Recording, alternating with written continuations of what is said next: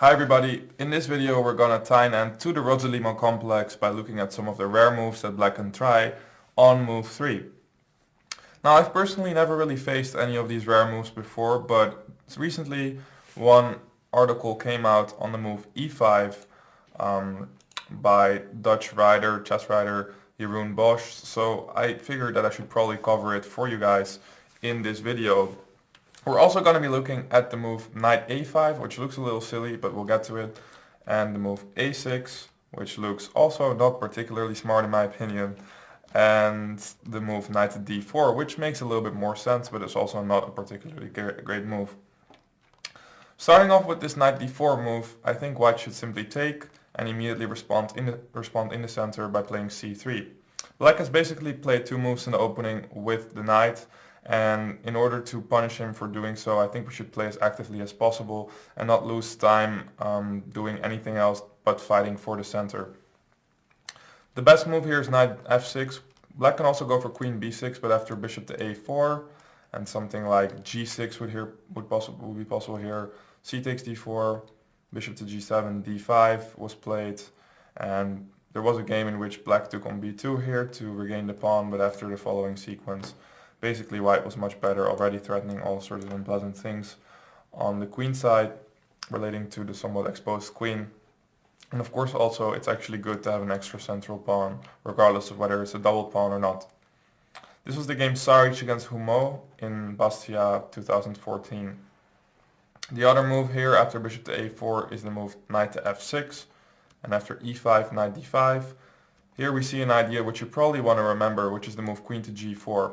A very nice way to already start building some annoying initiative on the king side whilst actually attacking the pawn on d4, which if it's for free we will probably capture at some point. So after d takes c3, knight takes c3, knight takes c3, d takes c3, we have what is still an equal position materially speaking, but of course we are much more developed and we have already some very annoying pressure on black's position. This is not good for black at all. So after knight d4, knight takes d4, c takes d4, knight f6,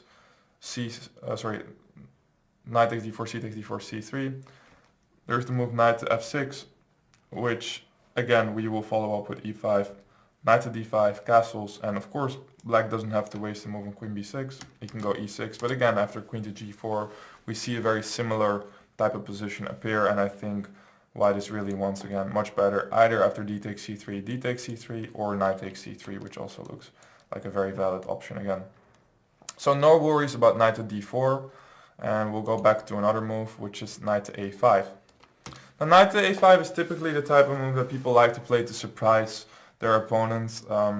There are instances where it's not quite as bad, which is mostly, to my mind, in a position out of the close Sicilian where I believe knight a5 is a little bit more of a serious option than in here. The main reason for that is that after knight f3, knight c6, bishop b5, knight a5, we still have the option of playing c3, actually creating a nice square potentially on c2. But I came to realize that after a6, which is sort of black's main move, it's even stronger to put the bishop back to e2 and just go for d4 on the next move with the bishop being here. The main reason for it is simply that we don't give black any time to at least prepare some developments after b5 and something like bishop to b7 followed by e6, d5. So bishop to e2, keep this one in mind if you ever face it. This one is really much better than the alternative than bishop a4. e6 is the main move, or at least there haven't been many games, but I think this is the most logical.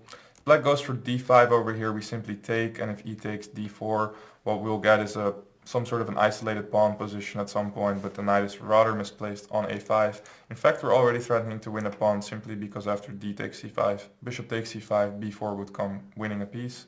So, for example, this position looks very pleasant for white to my mind, with a nice blockade and kind of the typical type of position you want to have against an isolated pawn, a safe advantage for white.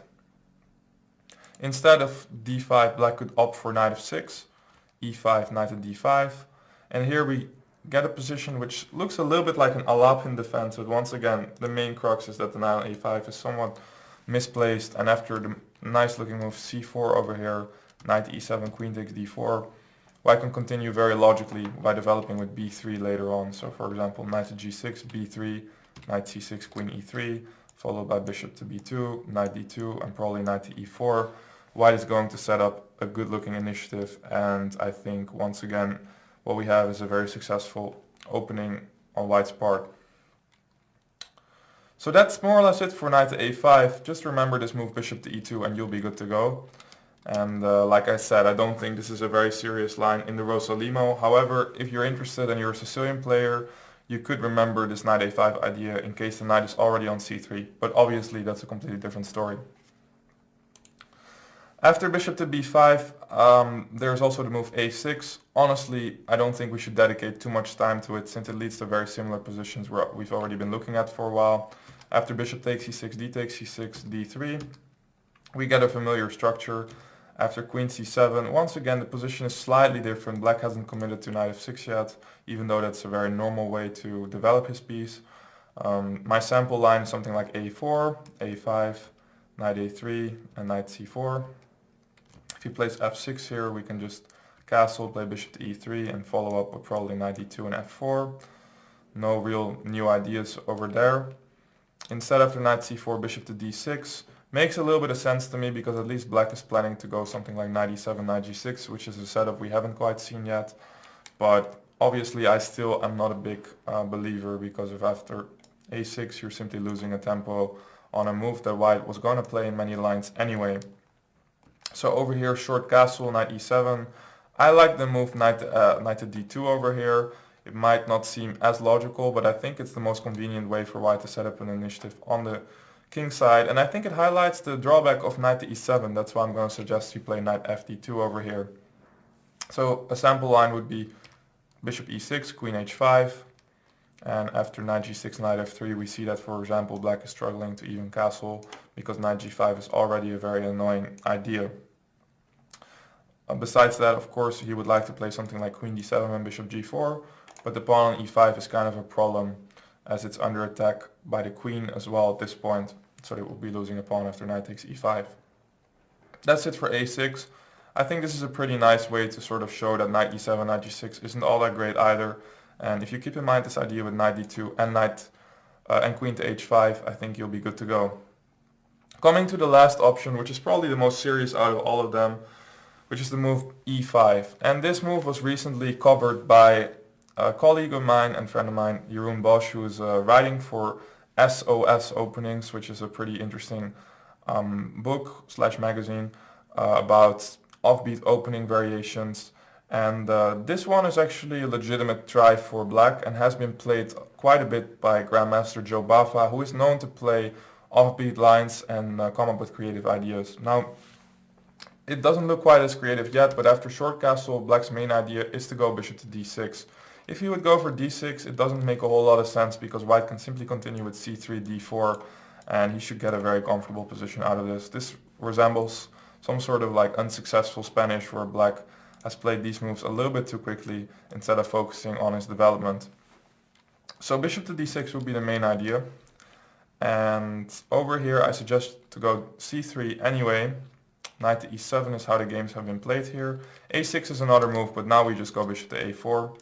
Planning to go sort of bishop to c2 and d4.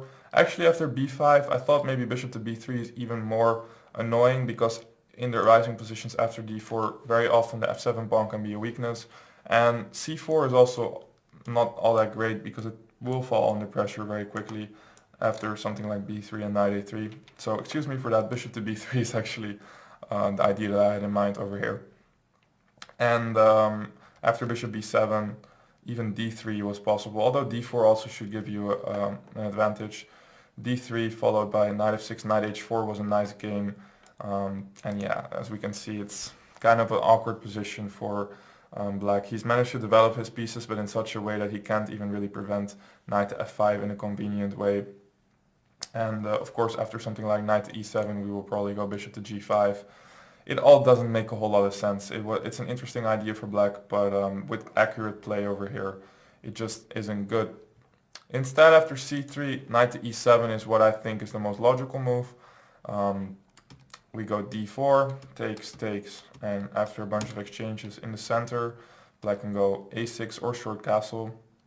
After short castle, I think knight to f3 back, attacking the bishop on d6 is the most logical move. Bishop c5 over here, and then knight to c3. And I think white is simply better because we stopped black from playing the main move, which would allow him some chances to equalize, which is the move d5. After something like bishop a6, bishop e2, d6, bishop f4, I think white has a small but very steady advantage over here. With a weakness on d6, we could simply follow up with queen d2 and rook d1, so forth. And yeah, once again, it might not be the most spectacular way, but then again, I don't think e5 is as bad of a move as the other ones, but it also doesn't lead to anything that I would fancy playing as black. So not something I'm worried about and that you should worry about. Instead, after knight takes d4, a6, once again bishop e2 is a option, but now black might be able to create a little bit of confusion by playing bishop to e5 and force us to take. So instead of this, I would suggest you go bishop to c4, once again targeting this f-pawn, which might be a weakness in the future. And after something like short castle, knight c3, b5, bishop to b3. I was looking a little bit into this position, but once again, I think that the main reason why this is just not equal is because of the pawn on d7. For example, takes, queen c7, h3, and here there's a nice intermezzo that you might want to remember, bishop to f4. Although these lines really don't come down to precise moves, I think as long as you sort of remember the main ideas, once again, you should be fine. And I don't really see why black would equalize. One other way for black to try is bishop c4, queen to c7. And here knight f3 looks like a good move to me. And after knight e5, bishop b3, we're going for a temporary pawn sacrifice. I believe that this is not good because after king h1, black is simply struggling to defend f7 and also stop g3. So over here, queen takes f3, short castle, queen h5, setting up already maybe some sort of potential attack with the knight coming to f3. And yeah, white's just clearly better. So this idea with e5 and bishop to d6 deserves some credit for Bahadur Jobava for shortly popularizing it on, and a few people following him, but honestly I do not think it's a very good idea. It looks a little strange and it leads to slightly worse positions, so even though you should know about it, also don't take it too serious because it's not something that has a whole lot of theoretical value for the moment. So that's it. These were the lines on the Rossolimo. I hope you enjoyed it. There are a lot of ideas which we saw coming back in several different lines, and I think that's something that is pleasant to see. That's one of the reasons why I've always enjoyed playing the Rossolimo, because at some point, if you don't remember your analysis exactly, there is just common sense that you can rely on, which is not always the case in some of the open Sicilians, where play tends to be a lot more sharp and a lot more concrete. This was the last video, and once again, I think that with these videos you have a very good foundation for Rossolimo repertoire. I really hope you enjoyed it as much as I did, and I will see you back for other Sicilian variations such as the bishop b5 check and what to do against 2e6 by black. See you in the other videos. Thank you for watching.